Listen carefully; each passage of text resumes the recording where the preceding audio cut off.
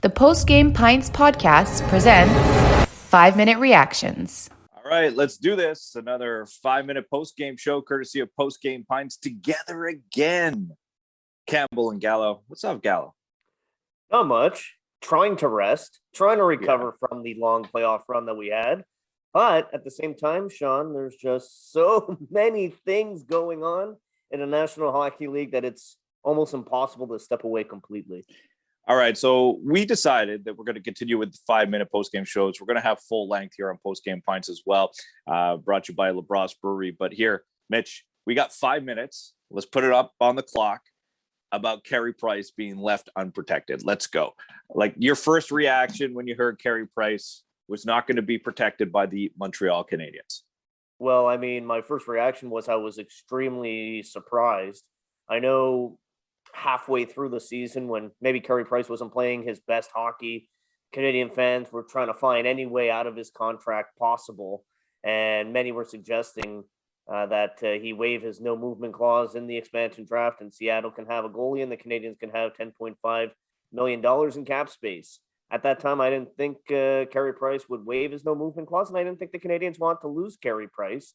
I still don't think the Canadiens want to lose Carey Price, but as it happens today, we know that he has waived his no movement clause and could potentially be the starting goalie for the Seattle Kraken next season.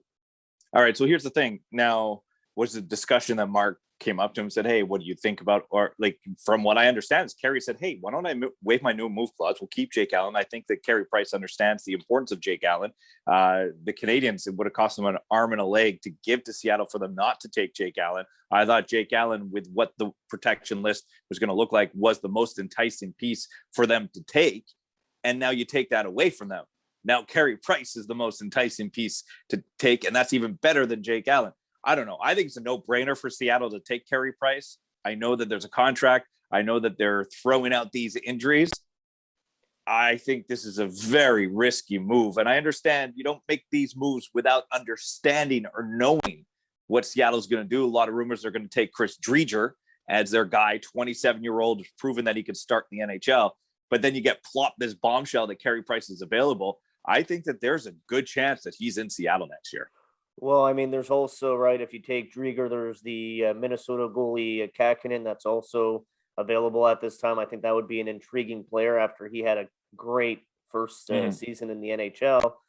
I don't know, Sean. I feel like the Canadiens are gambling, yes, but also way overthinking things.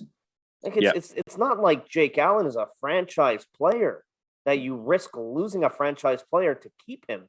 I really don't understand. Like, Jake Allen is a perfectly fine backup. Don't get me wrong, but I don't think he's as good as the asking price was from Seattle not to take him, or what the Canadiens are risking to keep him on the roster. It's Jake Allen. He's a backup goalie. I really don't like. I always try to judge things from risk reward, and from a risk reward standpoint, the reward does not seem as great as the risk of losing one of the best goalies in franchise history for the Canadiens. It's crazy. Think about this. Okay. If I were to say who was the best forward for the Canadiens in the playoffs, you'd probably say Suzuki. Okay. We'll go to Suzuki. Philip Deneau, very close second or third on that list when it comes to the Canadiens. Sure. Best defenseman in the playoffs, Shea Weber. You can argue with me if you want, but I'm going with Shea Weber. And we know what Carey Price did in the playoffs. They're not protected. None of them.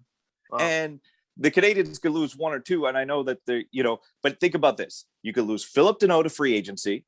You can lose Shea Weber to injury retirement, and Carey Price to Seattle. Boom.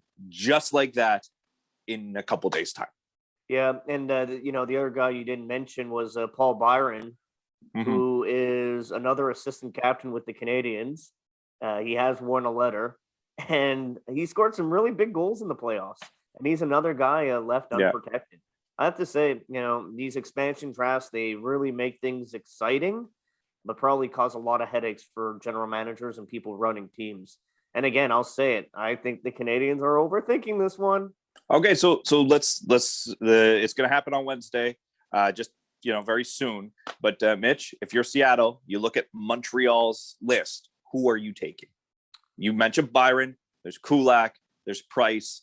You could go a little deeper if you want there. You could take Philip Deneau if you want and try and sign him to a contract. You are Ron Francis. Make your selection. Yeah, if I'm Ron Francis, I'm not touching any unrestricted free agents. I could just try to sign them on the 28th. Yeah. I'll go a little bit off the board, Sean.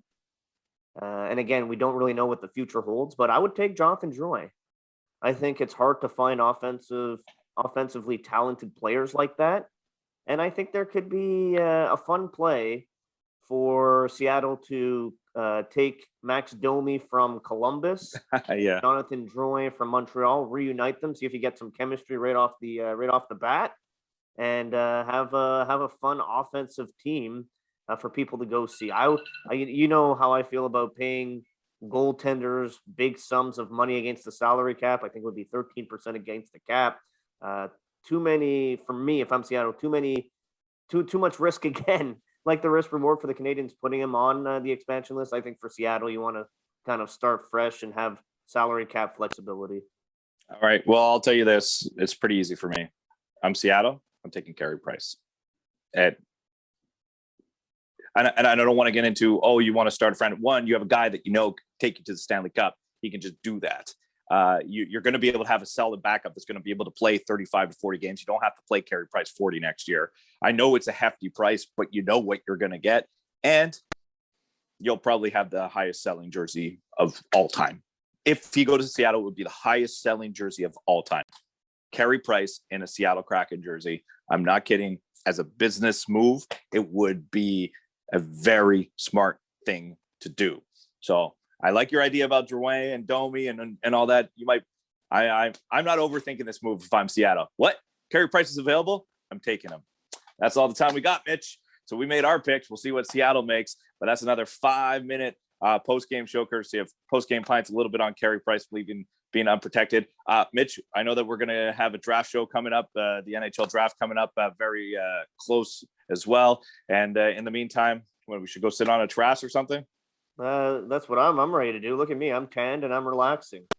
Let me get back to my vacation, damn it. All right, let's go sit on the terrace at LaBrusse.